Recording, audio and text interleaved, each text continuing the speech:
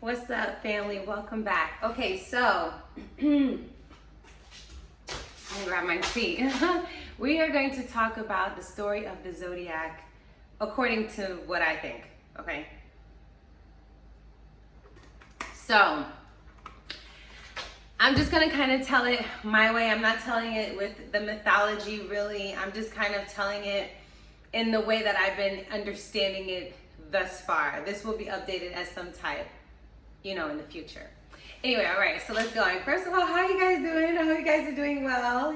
Thank you for joining me here on YouTube. We're probably at 10,000 right now, so I'm gonna say thank you. I'm very excited, and thank you for sharing my stuff. All right, so let's talk about it. So we all know that there are 12 signs. So the way that I think about it is like this. There's, you look at your natal chart, your birth chart, your energy chart, your astrology chart. It all means the same thing, AKA, also known as, and it looks like a pizza pie. And the pizza pie has 12 slices in it, okay? And each slice represents an area or a theme of our lives, of our own personal lives. And the outside of that slice is the crust. So that's how you approach that area of your life, how you interact with it, what you think about it, what you feel about it, all that other stuff. And then the planets inside of those slices, those are the toppings, okay, honey? It makes it, more flavorful, okay? It spruces it up. Like that might be your favorite slice, the third slice might be really your favorite slice. There's a lot going on in there. So that's how I kind of think about it. But I want to tell you the story of the astrology, because we all have all of the planets. There's 12 signs, 10 planets. That means that there's 2 planets that rule 2 other signs, both of them. They're just in different elements, okay? So they rule them in a different way, but this is why they have similarities. And we'll get to that as we unfold the story. But we all have these energies in us, okay? Nobody's born without Aries. Nobody's born without Capricorn. Nobody's born without any of these energies. Nobody's born without them, okay? We're all born with them because we need them. It's a puzzle and it all comes together. And we need to be able to implement those energies and utilize them when it's necessary in our lives. That's why you shouldn't overuse any one part of your energy. That's why a lot of people are exhausted or overworked, and they feel basically like disconnected with their purpose, or they're not being able to see things clear or have the alignment that they really want. You know what I'm saying? So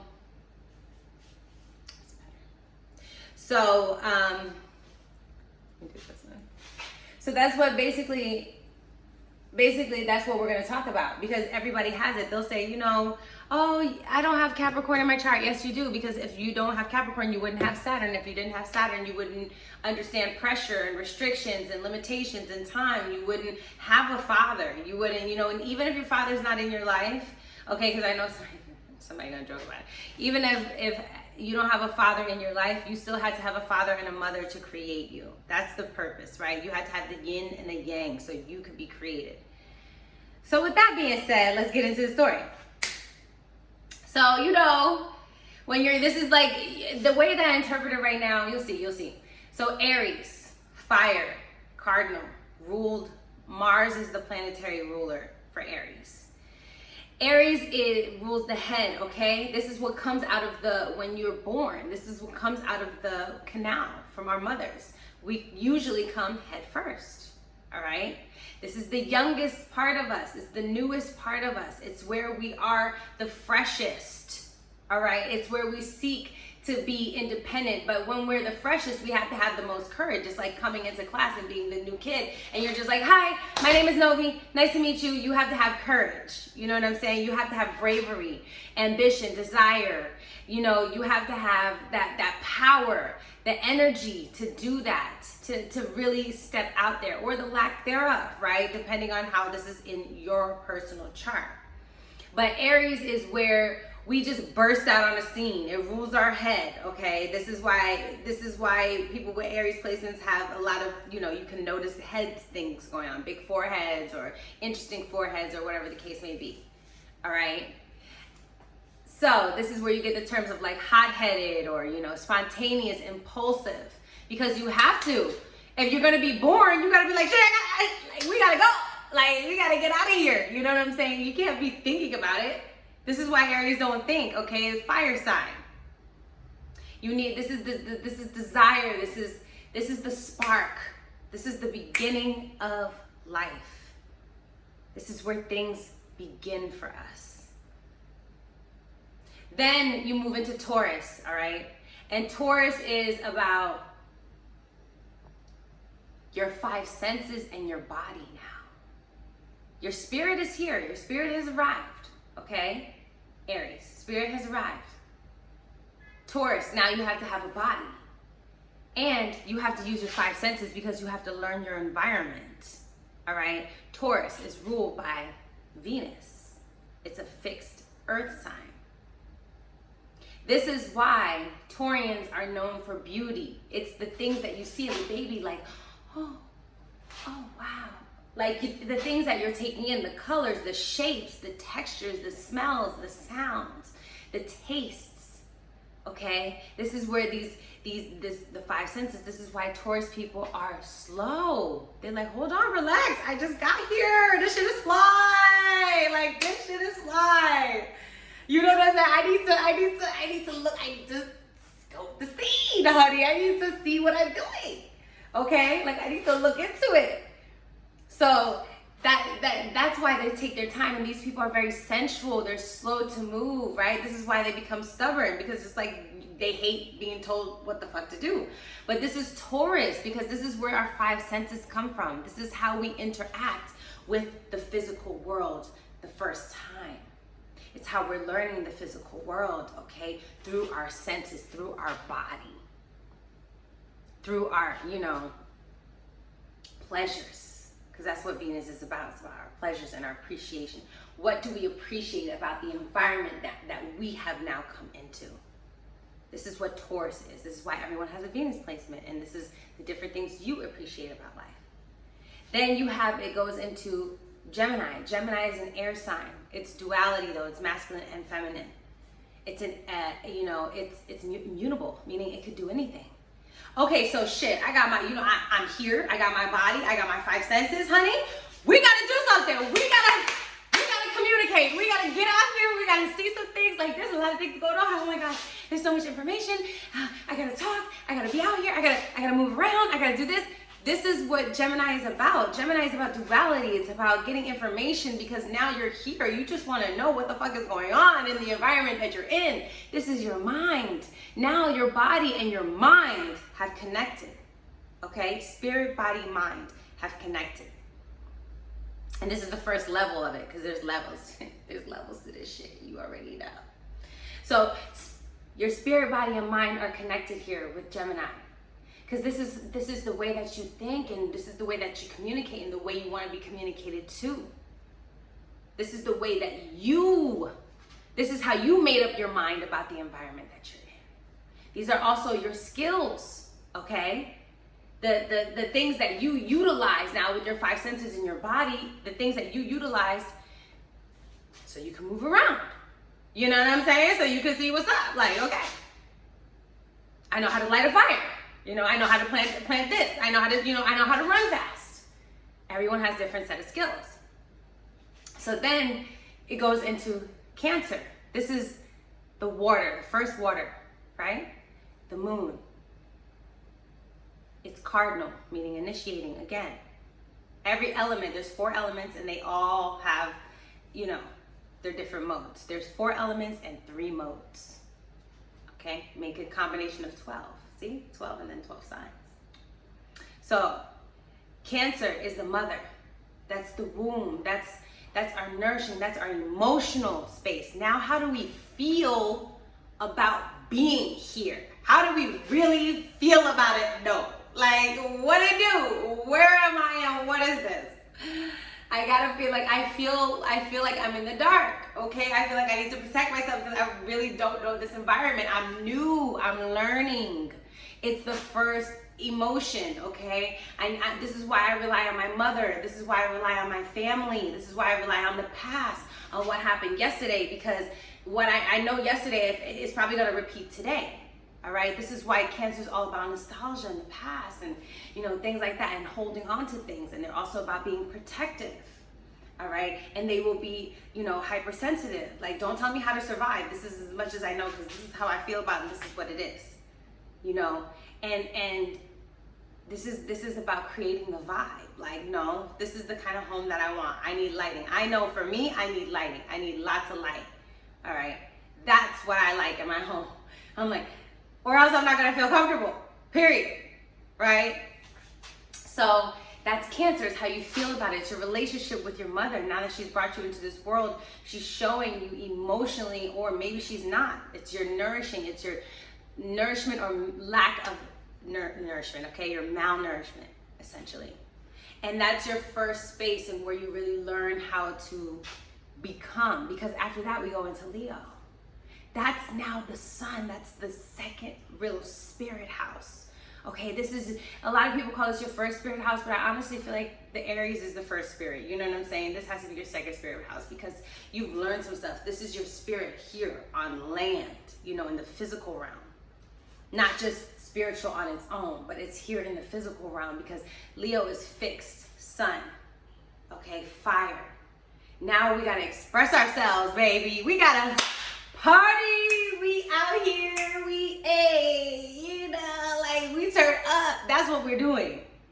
All right, so that's what that energy is about. This is why Leo loves to express itself. It's like, okay, I see, I have my body, I have my five senses, I have my communication style, I have the way that I feel about it. Okay, now I can come out and I can really express myself. Like, now I have some shit to say.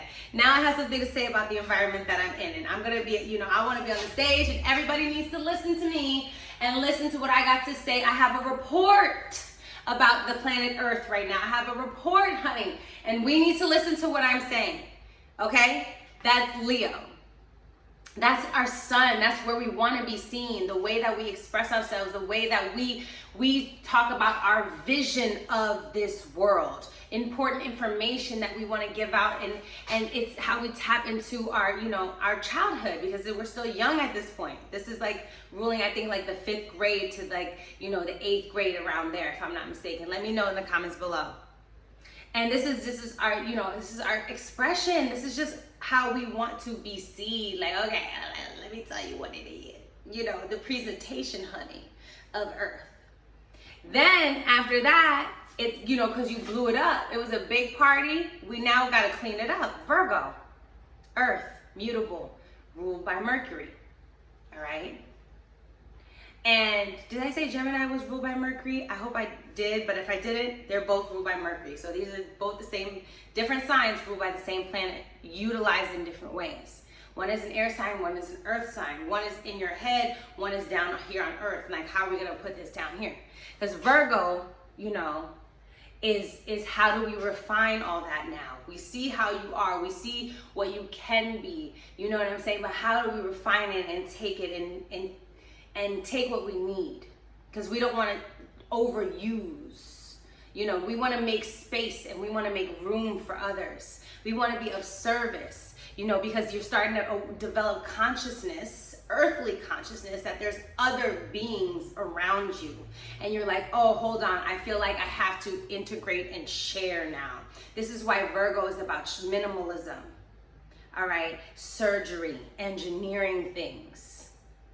All right, craftsmanship, problem solving, because they said, okay, you're becoming aware of the things physically. You're becoming aware of the space that you can take, okay? Then it's Libra, cardinal, air, all right? This is ruled by Venus. Here's Venus again, but now this is an air sign instead of an earth sign. You see how those roles are reversed? So now, you're doing that because you know there's motherfuckers around you. So now you want to talk to somebody. Like, hold on. Okay, so I took myself, I refined it, okay? I'm coming out here and I need to connect with people. Hi. Like, I need to tell you about what I love, and I need to see if you love what I love so we can connect on that. And if you love something I don't know about, maybe it's of interest to me, and then we can connect on that. What's up? Like, how are you? That's Libra. It's making being aware that there's other people here and wanting them to relate to other people, because now you really can express this to somebody else. Like, oh my God, look at where we are. This is, another level of consciousness coming in, because you're aware of that. And this is why Libras, they love to cooperate, compromise. They love to be a team player. They love to make room for people. They don't want no drama, okay? This is the opposite of Aries. Aries is just like, oh, it's about me. Libra is like, well, it's about we now, because, we've grown up, all right? Aries, you can't just think about yourself. It's about us now. We have to like balance this shit out. We have to find some harmony, right? So this is why in every part of our life, each of these energies, they make sense. We're looking for each of these energies somewhere within our own personal lives, all right? So then after you do that, because now you're just relating, you're just meeting people, you're creating partnerships, now you have to learn how to utilize all the 1 through 6 and emotionally connect with that person, okay? You have to learn how to create an emotional bridge of vulnerability, how to integrate with somebody else without losing yourself, how to control but surrender, how to really co-create with somebody else and merge and come together. This is where sex comes from, 8th house, okay? This is Scorpio related. Scorpio is ruled by Mars, Pluto, fixed water, all right? So with that, it's like that emotional ties between us now. How involved do we really get? Is the question here with Scorpio. How close do I get to you? How much do I reveal about who I am and what I'm doing and who I'm becoming? What does that mean for me? What does that mean for you? You know what I'm saying? So it's that, what motives do you have? What secrets do you have? What are you hiding? Because I know why I'm here, but I actually don't even know why you're here.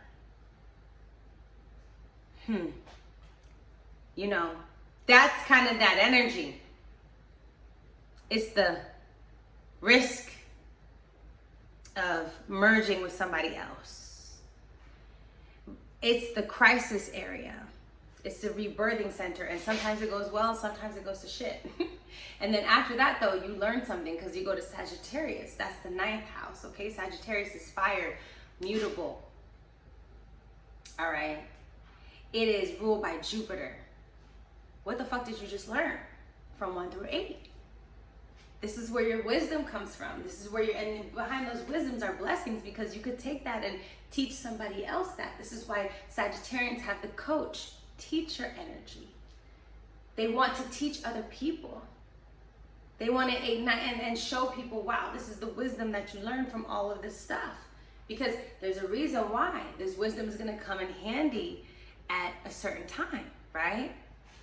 So we're taking that wisdom, things that we learn, things that we feel, and we've built now a character, a morality, and integrity around that. We've built now an identity, a personal religion on how to move throughout the world, how to interact with this energy. It's more than just how I feel about it. It's more than just what I think about it. It's more than just what I see about it. No, this is a deeper thing. This is another spiritual house. This is the house of faith. This is deeper than that. So I'm figuring out what that is. We're having a conversation. And then when you go into the next house, you take everything that you've learned and you bring it to the world. Midheaven, 10th house. This is Capricorn, Saturn, Earth, Cardinal. This is now your legacy, your status, your image, who you want the world to know you as, who you reinvented yourself to be from the 4th house. Your 10th house is your reinvention from privacy to public status. Everybody wants to, this is consciousness. This is the human game, if you will. You want to be known for bringing something. That's the point of awareness, that you know you're powerful enough to shift the energies around, right? But, there's a reason, there's always a story. So Capricorn is that. It's the top, right? And wisdom also creates a certain type of limitation around it. It creates a certain type of karma. It creates a slow evolution of resilience and power, okay? It's your internal power. This is what Capricorn is. And it's how you bring that out into the world, right? You as your own being. Guys, this is it. This is the Popeye spinach. This is my Popeye spinach, or insert whatever superhero power thing you have. Right? This is also the earthly form, right? This is more of a physical manifestation. This is who you are as a human being. So then the 11th house. The 11th house is about. Yeah, it's not like a. It's about. The 11th house is about your community now, though. Okay, this is Aquarius, fixed, air, ruled by Saturn as well and Uranus. Because this is how are you, okay, so great. That all that stuff you had, but what the fuck are you gonna do with it? Are you gonna keep it for yourself, or are you gonna bring it to the community? How are you gonna help us? How are you gonna help us integrate? Are we gonna stand still? What lessons did you learn that we no longer need? What lessons can we throw out? What traditions no longer matter? So we can revolutionize ourselves and become the new people that we need to become, so we can move together as a community, and we can move together as a collective, you know? Because once it's one person, once you emulate one person too much, the balance is off. Like I was saying, it's all about energy and balance. Too much attention on any one person, place, or thing is just it's an imbalance. It's just an imbalance, and we can feel it. And so Aquarius is asking us, where are we going to rebel against wanting that power and wanting all the attention on us?